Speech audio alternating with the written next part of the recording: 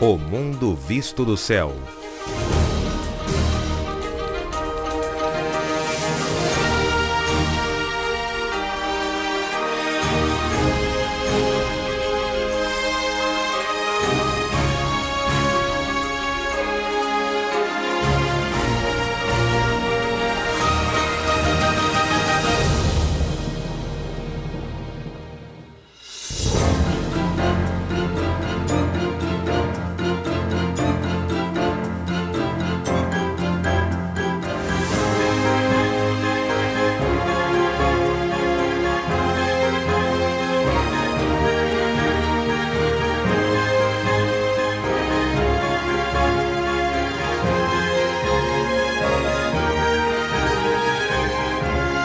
Sevilha até o Parque Torcal. Nossa viagem começa em Sevilha, capital da região da Andaluzia. Rumaremos sul até o litoral e a antiga cidade portuária de Cádiz. De lá seguiremos para a Península Rochosa de Gibraltar, a leste. E depois iremos até a Costa do Sol, ao norte, passando pelas cidades balneárias de Marbella e Fuengirola. A cidade de Allora fica no alto de uma colina no interior. Suas casas revestidas de cal contrastam com a paisagem árida. Perto dali, veremos belas formações rochosas no Parque Torcal.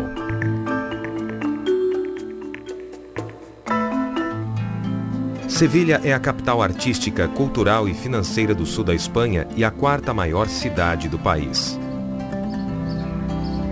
Também é a capital de Andaluzia, uma das 17 comunidades autônomas da Espanha. Sevilha está situada na planície do rio Guadalquivir e fica a apenas 7 metros acima do nível do mar. A cidade tem mais de 2.000 anos e seu estilo recebeu influência do legado cultural de suas civilizações conquistadoras. Os romanos chamavam a região de Hispales. Mais tarde, os mouros mudaram o nome para Isbília, que por sua vez tornou-se Sevilha, quando a cidade foi reconquistada pelas forças cristãs durante o século XIII. Isso explica por que Sevilha possui uma personalidade distinta e um centro histórico vasto e bem preservado. No alto da cidade fica Giralda, um campanário que já foi a torre de uma mesquita na época da ocupação dos mouros. É um dos símbolos mais famosos da cidade. Em 1401, a Catedral de Sevilha começou a ser construída e quando as obras foram concluídas 150 anos depois, era a maior catedral gótica do mundo. Foi construída para mostrar a nova riqueza da cidade, já que Sevilha havia se tornado um importante centro comercial no século XIV. Segundo relatos, os clérigos queriam que a catedral ficasse tão bonita e espetacular que quem a visse pronta achasse que eles tinham enlouquecido.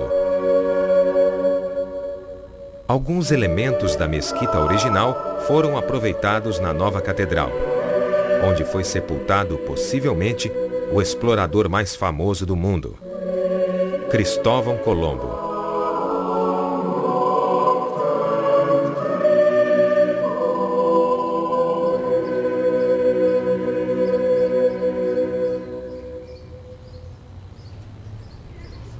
Ao sul da cidade fica o Parque Maria Luísa, criado para uma exposição mundial nos anos de 1920. O parque possui veredas e jardins, palmeiras e laranjeiras, canteiros de flores, locais sombreados, bem como lagos e pavilhões. É um lugar refrescante para passar os dias quentes. Na mesma época em que os jardins foram criados, a Plaza de Espanha foi construída como palco central da exposição. Atualmente é a sede do governo local e é um exemplo perfeito do estilo neorrenascentista espanhol. O edifício já serviu de cenário para vários filmes. Os mais famosos foram Lawrence da Arábia e Star Wars, Episódio 2. 20 anos antes, os Jardins de Alcazar foram criados ao lado do antigo palácio, construído no século X e reconstruído no século XIV por iniciativa do rei Pedro I. Existe um portão islamítico em arco nos jardins ingleses, inspirados no estilo naturalista do século XVIII. Há também o Jardim dos Poetas, dentre outros. Tanto para os habitantes de Sevilha quanto para os visitantes, os jardins são um refúgio de paz e tranquilidade, com áreas agradáveis e sombreadas. Não há muita sombra nas minas do Rio Tinto, 50 quilômetros ao norte da cidade. A paisagem parece ser de outro mundo depois da extração de cobre, prata, ouro e outros minerais por mais de 5.000 anos. As antigas minas foram redescobertas no século XVI e em 1873 foram vendidas a um conglomerado britânico que fundou a empresa Rio Tinto. A Corta Atalaia já foi um dia a maior mina a céu aberto da Europa, com mais de 350 metros de profundidade. Em seu auge, possuía 2.000 trabalhadores e a mina ficou em funcionamento até 1992. Hoje, a cratera foi inundada até o 16º anel.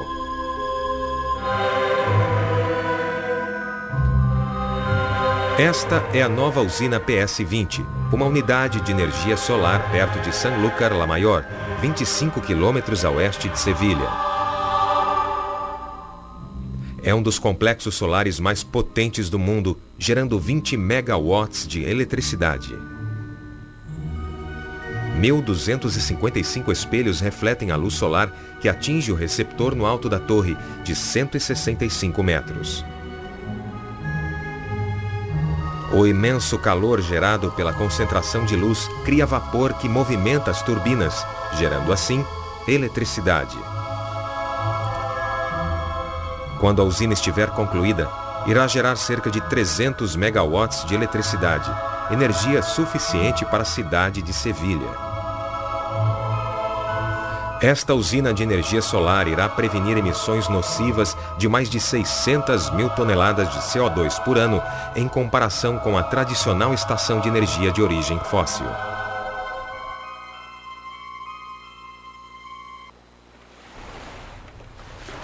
No litoral sul, fica a cidade mais antiga da Península Ibérica, provavelmente fundada há mais de 3.000 anos pelos fenícios como um pequeno polo comercial, Cádiz.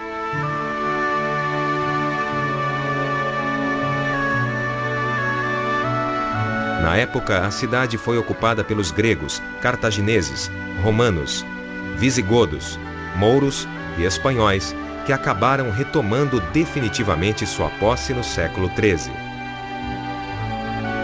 A Baía de Cádiz forma um imenso porto natural que, por séculos, foi um importante porto marítimo. Também foi o ponto de partida para a grande era das explorações espanholas durante o século XV. Cristóvão Colombo partiu daqui em 2 de suas viagens. A cidade tornou-se o ponto principal para a frota da prata espanhola, que trouxe ouro, prata e pedras preciosas do Novo Mundo. Isso também trouxe perigo, e em 1587, uma frota inglesa, sob comando de Francis Drake, ocupou o porto por 3 dias e destruiu mais de 30 navios. A invasão ficou conhecida como Expedição de Drake de 1587. Nos 100 anos seguintes, Cádiz sofreu vários outros ataques dos ingleses na luta contra a Espanha. Por isso, a cidade foi fortificada com novos portões e muralhas.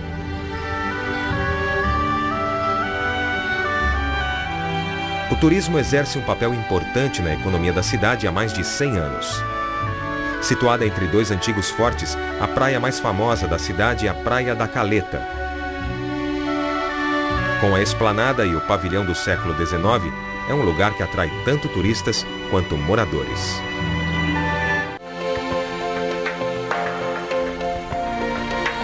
Existe outra península 80 quilômetros a leste e que foi motivo de conflito entre Espanha e Grã-Bretanha por mais de 300 anos. Gibraltar. Em 1704, a Grã-Bretanha tomou posse do Rochedo de Gibraltar durante a Guerra da Sucessão Espanhola, que terminou com o Tratado de Utrecht em 1713, quando a Espanha cedeu Gibraltar aos britânicos para sempre. Desde então, a Espanha tentou recuperar o rochedo à força 2 vezes, em 1727 e 1779, e fracassou. Mais recentemente, a Espanha e Grã-Bretanha tentaram resolver a disputa sugerindo uma soberania conjunta. Mas em um plebiscito de 2002, 99% dos habitantes rejeitaram a proposta e votaram pela continuidade do domínio britânico. Com os anos, a Espanha insistiu nessa questão com várias táticas diferentes. Em 1969, a Espanha fechou a fronteira e cortou as comunicações. O espaço aéreo espanhol ficou restrito e as aeronaves precisavam fazer manobras difíceis para o pouso. Na década de 1980, a fronteira e o espaço aéreo foram reabertos quando a Espanha ingressou na União Europeia. Para os espanhóis, a questão da soberania é um grande obstáculo nas relações com a Grã-Bretanha.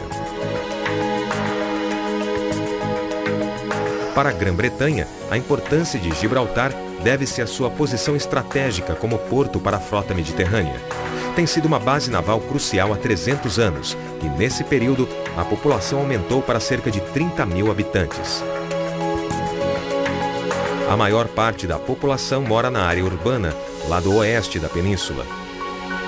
Há 25 anos, 60% da economia de Gibraltar era dominada pelos estaleiros navais, mas hoje é de apenas 5%, pois predominam o turismo, a marinha mercante, os serviços financeiros e jogos de aposta pela internet. Os baixos impostos ajudaram a atrair negócios para este território britânico. Gibraltar também é um dos territórios mais populosos do mundo, com cerca de 4 mil habitantes por quilômetro quadrado. A procura crescente por espaço levou a um aterro marítimo que hoje equivale a 1/10 da área total. O rochedo predominante é um gigantesco promontório monolítico. Do alto é possível ver a costa da África a 20 quilômetros de distância. No cume fica a bateria de O'Hara, nome em homenagem a um dos generais governadores de Gibraltar. A peça de artilharia era originariamente um canhão de retrocarga de 150 mm, que foi substituído por um de 230 mm em 1901. Este canhão impedia a entrada de qualquer navio inimigo no Mediterrâneo. Na atual época menos turbulenta, o rochedo serve de abrigo para navios de passagem em busca de provisões e combustível. O único problema é quando um navio se choca com outro. Gibraltar emprestou seu nome à expressão sólido como o rochedo de Gibraltar para definir algo imóvel. A expressão também se refere à invencibilidade do rochedo, já que resistiu a cercos e ataques através dos tempos. E na Segunda Guerra Mundial, esta pequena península no extremo sul da Europa Ocidental permaneceu sob domínio dos aliados durante toda a guerra e exerceu um papel importante na derrota da Alemanha nazista. No litoral norte fica um dos destinos turísticos mais procurados da Espanha por centenas de milhares de europeus: a Costa del Sol, ou Costa do Sol. Um dos maiores resorts particulares na região é Sotogrande, ocupando uma área aproximada de 20 quilômetros quadrados, com uma extensa marina e centenas de apartamentos.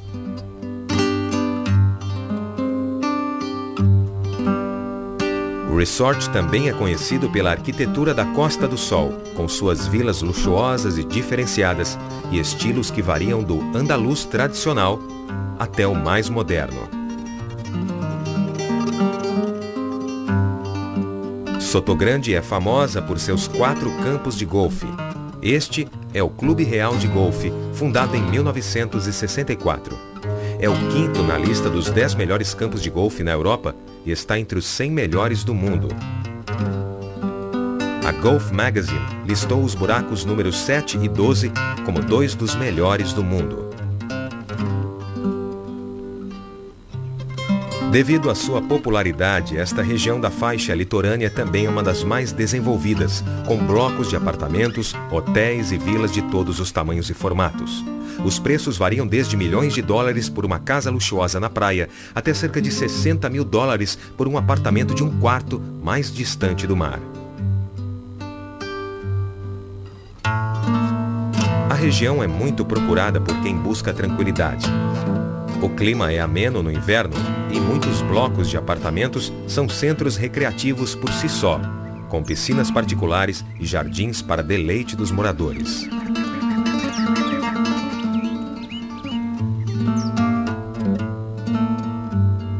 Um dos resorts mais famosos é Puerto Banús. Ele foi construído na década de 1970 por um empreendedor local. Possui uma marina luxuosa e um complexo de compras para milionários com hotéis e apartamentos atrás do porto. A marina tem capacidade para mais de 900 barcos, inclusive grandes iates particulares de algumas das pessoas mais ricas do mundo, tais como membros de várias famílias reais, atores e astros de rock famosos mundialmente. Quem não tem um iate grande pode se divertir no Mediterrâneo alugando lanchas ou pagando passeios de um dia em iates, subindo e descendo a costa.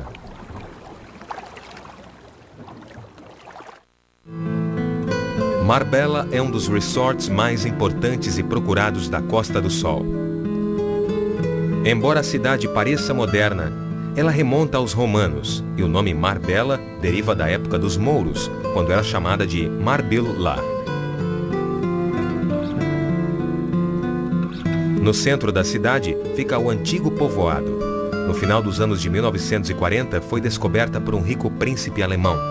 Ele ficou tão impressionado com o lugar que decidiu comprar terras e divulgar Marbella como destino turístico.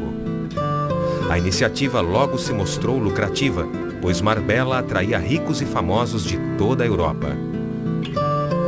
Na década de 1980, iniciou-se um vasto empreendimento imobiliário com novos blocos de apartamentos localizados ao longo do litoral. Novos resorts foram construídos em boa parte da faixa litorânea. No Cabo, o farol de Calaburra fica de frente para a cidade de Fuengirola, ao norte. Foi somente na década de 1960 que a cidade se expandiu para ser o resort que é hoje. Antes, Fuengirola tinha sido um pequeno porto pesqueiro e comercial por séculos. A história da cidade remonta aos fenícios, que estiveram aqui antes mesmo que os romanos. Na Idade Média, quando a pequena cidade era ocupada pelos mouros e conhecida como Suel, o local ficou destruído após um grande incêndio. A população precisou se retirar e a cidade transformou-se em ruínas. Apenas o castelo ficou de pé. Um castelo construído no século X, quando os mouros invadiram a Espanha. Mais para o interior, a paisagem fica montanhosa e árida. Parece quase deserta em comparação ao litoral habitado próximo dali. Casas revestidas de cal se destacam nos campos secos. Esta é Álora. Sua história remonta aos fenícios que provavelmente construíram o primeiro castelo na colina, de frente para o povoado. Ele foi reconstruído pelos romanos, destruído pelos visigodos e reconstruído novamente pelos mouros. Foi finalmente recuperado pelas forças espanholas em 1485. No final do século XVII, Álora foi o lar, durante 5 anos, de Miguel de Cervantes, autor de Dom Quixote, considerado por especialistas o primeiro romance moderno e um clássico da literatura ocidental. 16 quilômetros a oeste fica o nosso destino final e uma das paisagens mais impressionantes com pedra calcária da Europa, o Parque Torcal, uma reserva ecológica.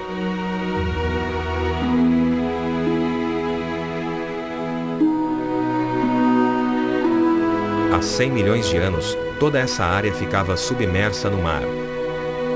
A movimentação violenta da crosta terrestre a empurrou gradativamente para cima, formando colinas e montanhas de até 1.300 metros de altura. Durante esse processo geológico, a pedra calcária conservou sua formação em camadas horizontais, e as chuvas, através dos milhões de anos, foi esculpindo essas camadas aos poucos, criando formatos espetaculares. O processo é conhecido como sistema kárstico. Muitas dessas formações lembram objetos do cotidiano e receberam nomes de acordo com cada um. Dentre eles, há uma esfinge, uma jarra, um chapéu e um camelo. Durante a erosão de milhões de anos, surgiram fendas e falhas, produzindo vielas entre as formações. As vielas são trilhas úteis para qualquer visitante que venha caminhar entre as estranhas formações.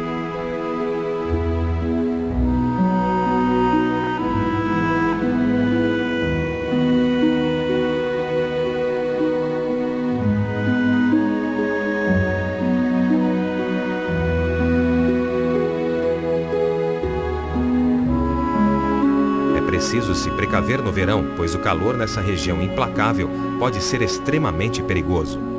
Uma boa hidratação é essencial. O novo centro turístico é um bom ponto de partida. As pessoas podem escolher entre as 3 caminhadas com diferentes percursos pelo Parque Torcal.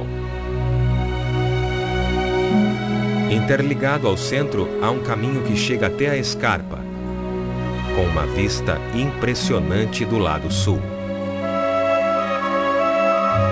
É o lugar perfeito para encerrarmos esta viagem. Versão brasileira, DPN Santos.